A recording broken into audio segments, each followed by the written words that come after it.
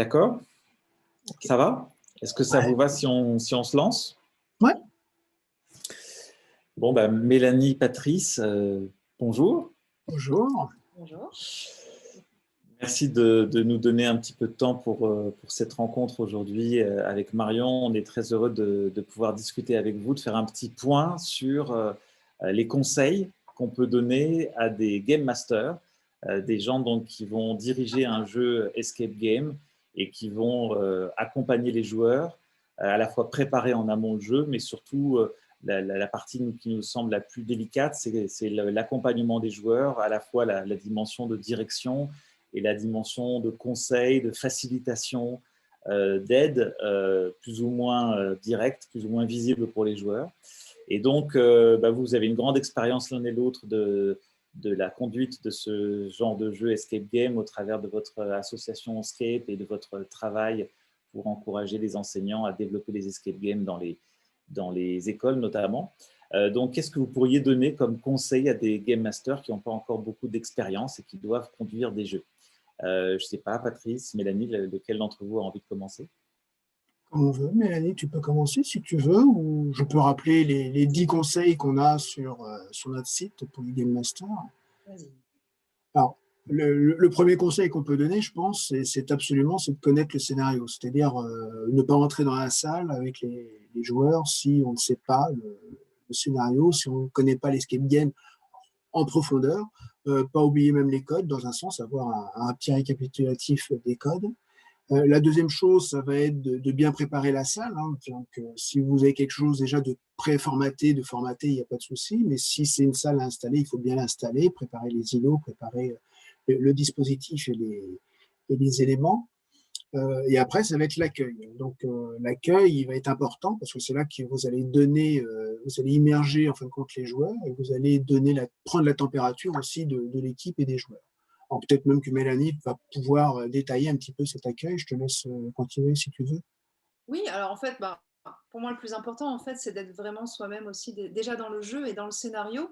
C'est-à-dire, même s'il faut faire un accueil où on va donner aussi quelques consignes de sécurité, etc., il faut déjà presque incarner un personnage qui est en rapport avec le scénario. Et ça va permettre vraiment aux joueurs de rentrer tout de suite et de voir que, enfin, on rigole pas, entre guillemets, on est vraiment dans le jeu dès le départ.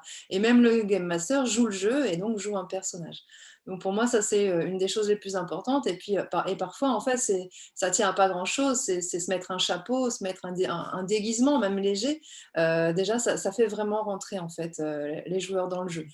Après, ce que je dirais, c'est que une fois que le jeu a commencé, une fois qu'on a bien lancé le jeu et donné toutes les consignes, etc., la chose la plus difficile, c'est de vraiment commencer par laisser les joueurs jouer et découvrir la salle, etc., découvrir les indices et de ne pas intervenir au début. Pour moi, ça, c'est vraiment ce qui est le plus difficile parce qu'en fait, comme Patrice et moi, par exemple, on est profs à la base et formateurs, on a tendance à être assez à intervenir en classe, hein, de manière générale, pour aider les élèves. Et donc là, en fait, l'idée, c'est que le Game Master, au début, il ne faut pas qu'il intervienne trop, quoi, justement parce que les joueurs doivent découvrir par eux-mêmes et se découvrir aussi s'ils ne se connaissent pas. Hein, parfois, même des élèves en classe, par exemple, quand on les met dans un jeu, si on est en début d'année, ils ne se connaissent pas nécessairement. Si on a des joueurs qui viennent d'horizons variés, ils ne se connaissent pas. Donc, en fait, ce premier quart d'heure, en fait, où on va les laisser se dépatouiller, ça va leur permettre vraiment de se découvrir eux, de découvrir le jeu, de découvrir l'espace, de comprendre un petit peu peut-être comment il faut associer les indices. Et puis après, si on se rend compte que ça bloque, que vraiment ils ne comprennent pas ce qu'il faut faire, là, on va pouvoir commencer à intervenir. Et l'idée, c'est d'intervenir par petites touches. C'est-à-dire qu'il faut vraiment essayer de pas forcer, de jamais leur donner la réponse, ça c'est sûr, ça c'est la chose essentielle, mais vraiment d'essayer de repérer ceux qui bloquent, ceux qui ne bloquent pas, ceux qui sont bien, on les laisse continuer sans problème, et ceux qui ont du mal, ceux qui sont un petit peu en retrait, on va aller vers eux, on va essayer de voir s'ils ont découvert des indices, peut-être qu'ils n'osent pas en fait le dire aux autres, donc dans ce cas-là, les encourager à aller dire ce qu'ils ont trouvé, encourager le groupe aussi à se rassembler à un moment donné pour que tout le monde puisse se parler, parce que souvent c'est un peu ça le problème, c'est qu'on ne voit pas tout, on ne peut pas parler à tout le monde en même temps, c'est bruyant, éventuellement il fait sombre, donc c'est vraiment pas évident en fait pour une équipe une équipe pas expérimentée je dirais, de comprendre qu'il faut vraiment se laisser des moments où on doit pouvoir discuter ensemble, voir où on en est, pouvoir faire des liens entre les différentes personnes. Et donc tout le jeu du Game Master, pardon, c'est vraiment ça, c'est de savoir doser son intervention, on va dire pas trop d'intervention au début, et un petit peu de plus en plus si on voit que ça bloque, mais par contre une équipe qui roule, il faut vraiment essayer de la laisser au maximum, quoi. Donc c'est ce regard un petit peu distant et d'être sur le côté, voire même en arrière, et n'intervenir que vraiment quand il faut pour donner la petite piste, mais toujours pareil, sans donner la réponse, sans donner l'impression que on leur a donné quelque chose, voilà, on les a trop aidés. Il faut vraiment toujours qu'à un moment donné, ils se disent ah mais oui, c'est eux qui ont eu l'idée, même si on les a beaucoup aidés, c'est quand même eux qui ont eu l'idée à un moment. Enfin, l'idée en fait qui va débloquer tout le monde. En fait. Patrice, tu as l'impression que les 10 commandements, on en a fait le tour? Approximativement, parce qu'on en a d'autres, mais qui sont, enfin, ça va être les commandements pour la fin du jeu, mais c'est vrai, pour ajouter ce qu'a dit Mélanie, c'est que ce qui est important, c'est de pouvoir dynamiser le groupe, c'est-à-dire que réellement, même au début, comme dit Mélanie, on les laisse prendre leur marque et découvrir, mais on peut tomber sur des groupes qui ne vont pas fouiller, donc il ne faut pas hésiter quand même à intervenir à ce moment-là et dire allez-y, fouillez, etc. Inciter les gens aussi à donner leur réponse, comme a dit Mélanie, et de temps en temps, quand on voit que les différentes équipes, enfin, les différents binômes du groupe sont un petit peu perdus, à ce moment-là, de penser à les réunir, à dire on fait un bilan, on essaie de voir ce qu'il y a. Mais ce n'est pas nous qui intervenons, enfin on leur dit, mais ce sont eux qui disent on a vu telle chose, on a vu telle chose. Après, l'idée, c'est de toujours rester bienveillant, surtout, alors, pas donner les réponses, c'est la plus grande difficulté, c'est d'intervenir au bon moment, parce que si on arrive trop tôt, des fois on gâche leur plaisir, et si on intervient des fois trop tard, ils sont bloqués, quoi. Ils peuvent se démoraliser un petit peu à ce niveau-là, et même laisser tomber un petit peu le jeu. Et donc, c'est réussir à arriver au bon moment et toujours avoir ce côté agréable, faire pourquoi pas de l'humour si on veut, hein, ou rebondir sur des réactions de certains joueurs, mais rester toujours bienveillant et avoir un plaisir, parce que c'est quand même un réel plaisir de jouer, mais aussi de les voir jouer. Donc, je pense que ça, c'est l'un des commandements aussi qu'on donne, c'est vraiment de garder ce plaisir en, en mémoire et de prendre du plaisir et de donner du plaisir. Et puis après, toute la dernière phase, c'est en fin de compte, c'est après le jeu. C'est-à-dire quand ils ont gagné, il faut intervenir, leur montrer qu'il y a quelque chose. Si le jeu lui-même ne le permet pas de montrer qu'il y a une fin caractéristique bien marquée, ben là, il faut intervenir en frappant les mains, bravo, vous êtes les plus forts, etc. Et il y a après tout le débriefing, c'est-à-dire toute le retour, on va dire, au réel, et réexpliquer un petit peu les énigmes, les rattacher aux notions que l'on veut faire passer dans un escape pédagogique. Et là, vraiment, c'est une phase aussi importante. Alors, je rajoutais juste une chose aussi, tu l'as un petit peu dit, c'est bon, il faut bien maîtriser le scénario, ça c'est sûr, mais il faut aussi bien maîtriser les outils techniques qui vont être utilisés, notamment s'il y a des outils numériques. Du coup, il y a des choses qui peuvent déconner, il peut y avoir des problèmes de connexion, il peut y avoir plein de choses en fait qui peuvent ne pas fonctionner. Alors même sur des cadenas, hein, même sur des choses physiques, mais voilà, avec les outils numériques, ça peut vraiment arriver plus souvent que d'autres. Donc il faut aussi maîtriser vraiment ces outils techniques-là et limite avoir même prévu des solutions de secours en fait, quitte à leur donner, je sais pas, un bout de papier avec un morceau de la solution, alors que bon, normalement on avait prévu un truc numérique extrêmement compliqué, mais voilà, il faut quand même parfois au bout d'un moment se rendre compte que voilà, il y a un vrai problème technique, bon, on essaie de le résoudre, mais on n'y arrive pas, et ben dans ce cas-là, on chimpe le truc, tout en essayant de faire en sorte que ce soit toujours une énigme, on essaie de ne pas donner la solution. Donc une fois ce qui m'était arrivé, en fait, je m'étais rendu compte, voilà, il y avait eu un problème technique. Donc j'avais dans ma poche justement quand même un stylo à UV. Bon, j'ai toujours un stylo à encre invisible dans ma trousse, moi. Et donc vite fait, en fait, j'ai pris un bout de papier, j'ai écrit un truc, voilà, et je leur ai balancé. En plus, ça leur est tombé dessus. Et donc voilà, ils avaient déjà une lampe à UV, ça leur fait un indice supplémentaire et ça a permis de résoudre le problème. Donc voilà, il faut vraiment essayer de pallier aux aléas techniques. Bon, après, si vraiment, il n'y a aucune solution, on leur donne. Mais voilà, et quand même essayer de ménager quand même le petit truc qui fait que c'est quand même une découverte et il y a quand même une petite énigme derrière. C'est vrai que si on est amené à donner la solution, l'amener d'une certaine façon. Je pense à un jour, on avait fait escaper et le groupe ramait, en fait. C'était une connexion sur le point assez particulier. Et comme le groupe ramait et n'avançait pas, En fin de compte, à un moment, on a donné une solution à une énigme qui était une solution clé, et puis on a apporté ça, c'était des équipes d'agents secrets, et on a dit que c'était une autre équipe qui avait trouvé, des analystes qui avaient trouvé ça entre-temps, etc., etc.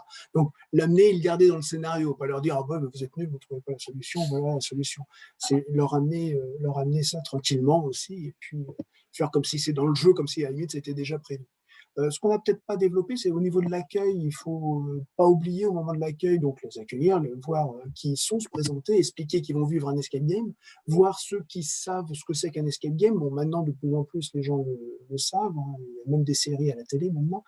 Et penser aussi, truc tout bête, si tout le monde est prêt, psychologiquement, même peut-être même physiquement, s'ils n'ont pas faim, soif, ou autre chose, s'ils veulent passer aux toilettes, etc.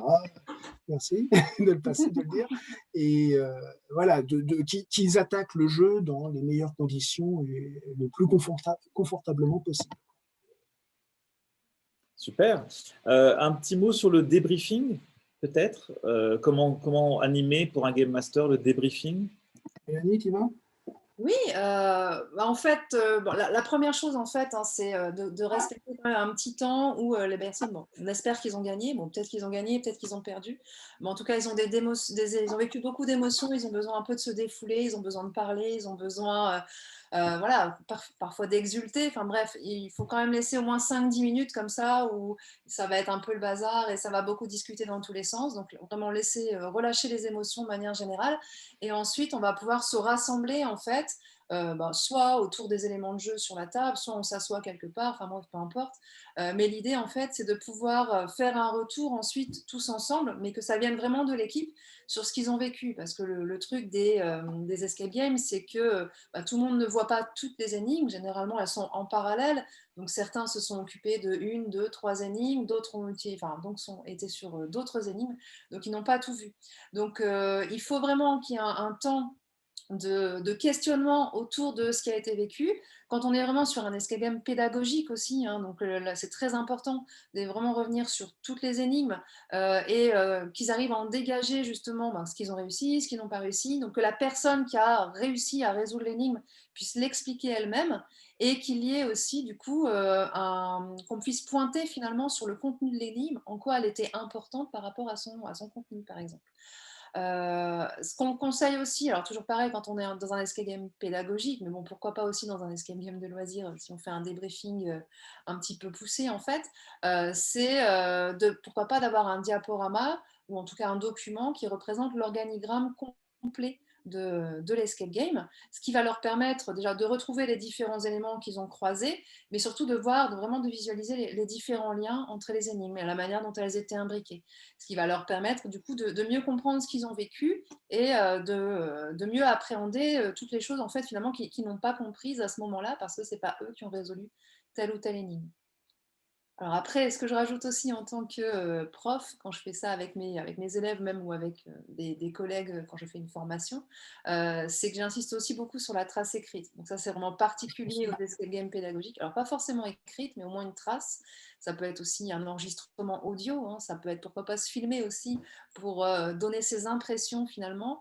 Et puis écrire réellement finalement les contenus de l'escape game qui étaient importants par rapport aux notions que l'on voulait faire passer. Très bien. Ben, merci beaucoup, Mélanie. Merci, Patrice. Merci à vous. C'était une super introduction. Et il n'y a plus qu'à. Il faut maintenant de jouer à notre tour et de game masterer, de devenir des maîtres du jeu sur les prochains escape games. Et je rappelle que donc, sur le site de Scape, on peut trouver beaucoup d'informations qui permettent à la fois de jouer à des escape games, d'avoir des accessoires, des goodies, des choses complémentaires pour vos escape games pour les rendre plus intéressants, plus interactifs, plus fun aussi, avec des éléments musicaux, toutes sortes d'éléments visuels et graphiques. Et puis donc d'autres conseils sur la conduite de jeu pour les Game Masters, mais cette fois-ci écrit. Donc si vous voulez, voilà, vous avez des bibles de documentation et de ressources pour conduire vos escape games. À bientôt. Merci. Bon, ben, on a enregistré, ça y est, c'est cool. Alors, je vais stopper l'enregistrement. Très perturbant de regarder la caméra, je ne vous voyais pas en plus. Enfin, la prochaine fois, Ah j'utiliserai oui. pas cette caméra. Ouais. Bah, en même temps, tu avais une super image. Tous les deux, vous aviez une super image, en fait. C'est bien. Le violet rose et le vert, comme ça, avec Bien vu. la fenêtre, c'était très classe. Voilà.